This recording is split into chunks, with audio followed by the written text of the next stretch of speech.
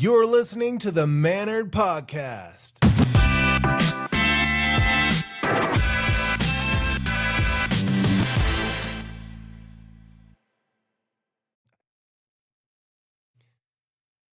Welcome back to Mannered. I'm your host, Sean Rhoads, and today's a solo show, mostly because I didn't want to drag anyone else into this one. Today's episode is about Easter and the very delicate line we walk as parents between encouraging imagination and, well, lying to our kids. So, at some point in childhood, we all collectively agreed that a rabbit snuck into our homes delivering baskets filled with candy and gifts, and somehow that was tied to Easter, a Christian holiday celebrating the resurrection of Jesus Christ. And as kids, we didn't question it. There were no follow-ups, no, hey, mom, something feels a little off about this. Rabbits, eggs, baskets. What does any of this have to do with Jesus?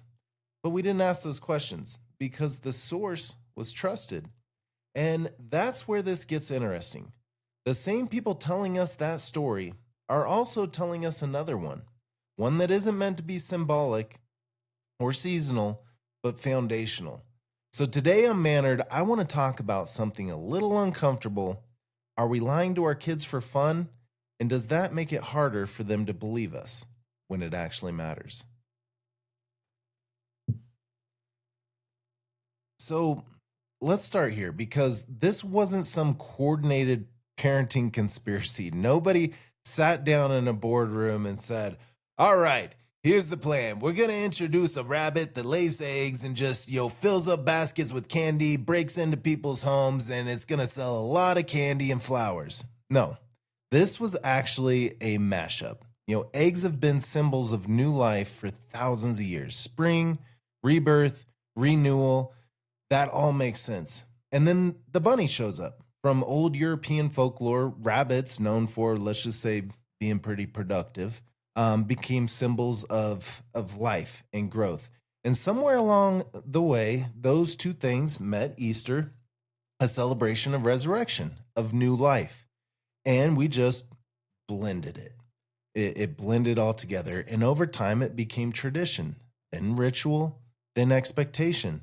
And now it's just what we do, which is interesting because most traditions don't start out confusing. They just accumulate layers until nobody remembers how all the pieces connect. So here's the real question. Is this actually lying, or is it something else? Because if you ask most parents, they'll say, no, it's just good fun. It's imagination, it's magic, and they're not wrong. They're completely right. It is absolutely fun.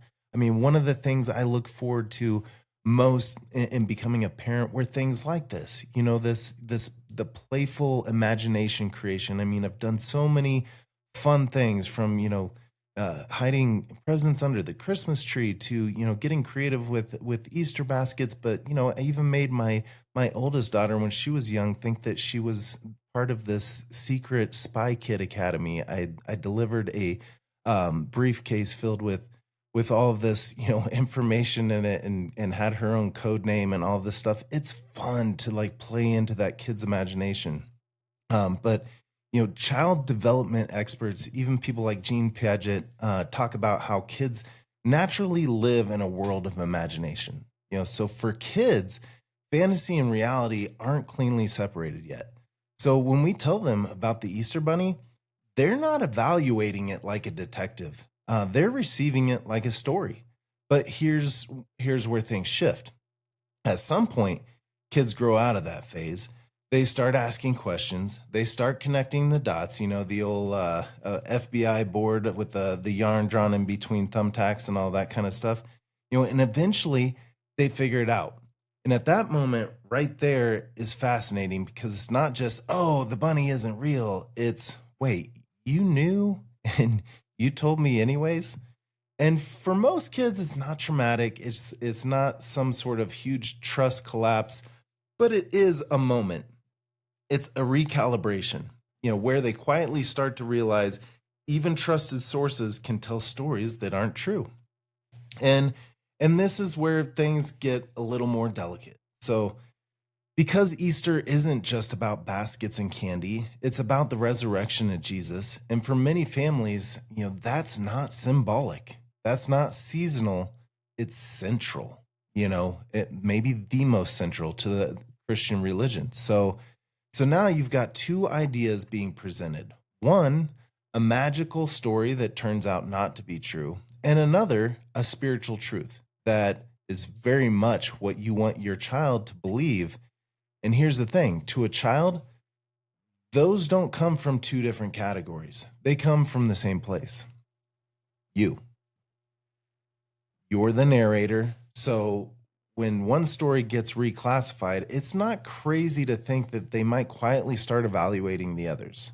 So now, to be fair, most kids grow up just fine. I grew up okay. I went through this whole thing and perfectly okay. So, they can separate tradition from belief as they mature. But you know, I think, I've been thinking a lot about this one, and maybe there is some amount of like, this is like faith weightlifting, at an early age. Maybe this actually helps build faith to be able to separate these two things. So maybe it actually is a good thing for faith. I don't know. I'm not an expert in these things, and that's kind of why I wanted this to be a subject today. But they separate the tradition from the belief as they mature, and their understanding deepens. But the question isn't whether they can figure it out, it's whether we're being thoughtful about how we guide them through that process. And that's what I'm hoping to zoom out a bit today and have us focus on, because most thoughtful voices, whether in parenting or faith, aren't saying, they're not saying cancel the Easter bunny. They're saying be clear about what's what. Many Christian leaders will tell you celebrate, have fun, do the egg hunts, eat the candy, but don't let that become the main story, because Easter at its core is about something much bigger.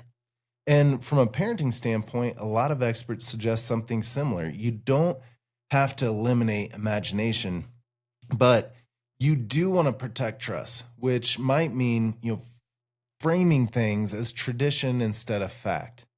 Being honest when kids start asking questions. And that's one that I'm personally, I think, really guilty about, because my wife and I, we are creative people, and we love the creation game of, making them believe. I mean, we go above and beyond to just, really create these experiences for our kids. I mean, when it comes to the elf during Christmas, I mean, we have that thing going crazy. And then, when it comes to Easter bunny, it's like we try to be thoughtful. So in the process of being thoughtful in that tradition, we probably go a little too overboard on it. So, I think, being honest when kids start asking questions, and letting curiosity lead the conversation, not shutting it down. And that's where, we get, when they start asking questions like, no, no, no, we try and guide it away. We should probably embrace into that a little bit. And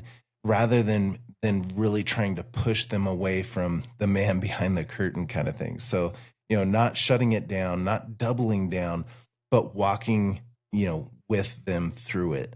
So that's at least what some of the experts advise on this subject. And I think this is where, manner I think this is where manner lives. So because this isn't really about bunnies or eggs or even Easter, it's about awareness. It's about understanding that what feels playful to us might feel confusing to someone else, especially someone who trusts us completely.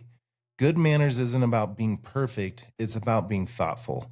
It's about asking, am I considering how this lands, not just what I intend? So, and maybe in this case, it looks like, letting kids enjoy the magic while also giving them something deeper to hold on to. So that's going to be really some of the things my wife and I practice moving forward. Not replacing one with the other, but making sure, one doesn't crowd the other out. So maybe the question isn't, are we being bad parents for doing the Easter Bunny? That's not really it. And please, once again, don't take it that way. Enjoy the holiday and celebrate the magic. And once again, everything I talk about, this isn't encouraging you to do. This is me just walking through this as a human being here, trying to understand it myself. So, you know, the question is, are we paying attention to the moment when the story changes? I think that's the big part, is really focusing on that, because at some point it always does, and we need to be there during that time. So, and I think how we handle that moment, says a lot more than the story itself ever did. So, because Easter at its core is about belief. And belief doesn't come from getting everything perfectly right, it comes from trust. And trust is built in the way that we show up. We talk about that in nearly every episode. So, especially when truth gets a little more complicated, um, you know, that's where manners meet the road. And so, just a thought for today as we go into celebrating Easter. Hopefully, I didn't bum anyone out during their Easter holiday, but it was just a focus of mine that I wanted to get out there.